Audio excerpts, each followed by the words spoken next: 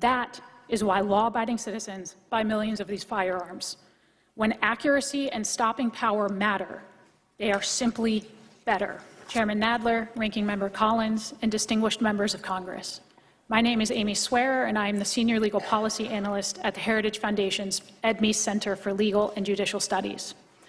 Just as doctors can only recommend an effective treatment plan if they first form a correct diagnosis based on accurate assessment of the symptoms, policy analysts and policy makers must have an accurate understanding of the societal problems they are seeking to combat.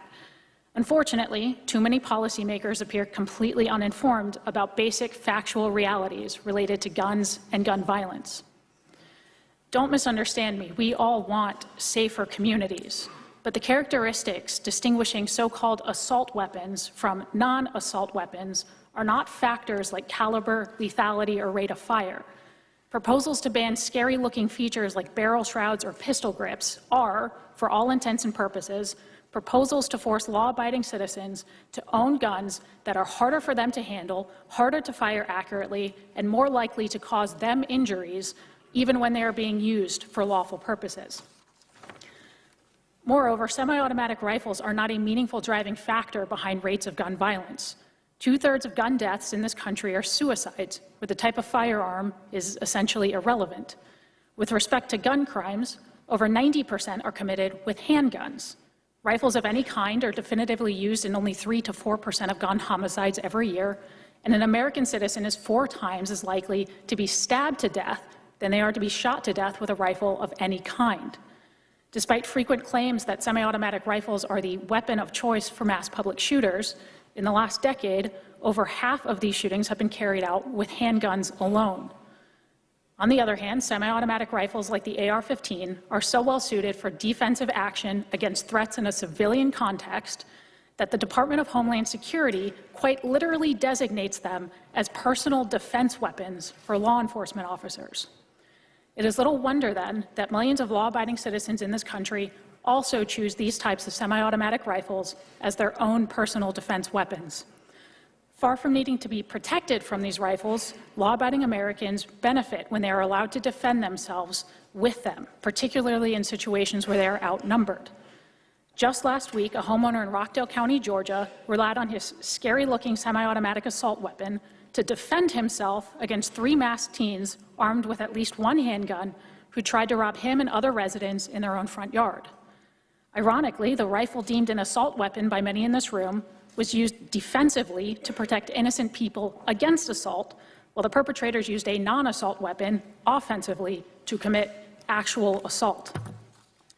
Importantly, some of the most famous examples of the defensive use of assault weapons by civilians come from scenarios where the government has been either unable or unwilling to defend entire communities from large-scale civil unrest.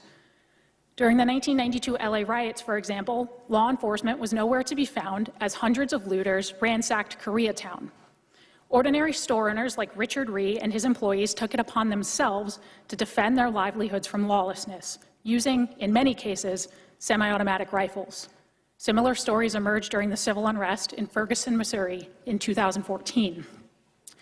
There are some here today who still genuinely don't understand why or how anyone would need such scary-looking rifles for purposes other than mass murder. And so I have permission from my mother to explain it to you by partially embarrassing her. My mother did not grow up with firearms, and they will never be her favorite thing in the world. In fact, she'd never handled a firearm until I took her to the range for the first time several years ago.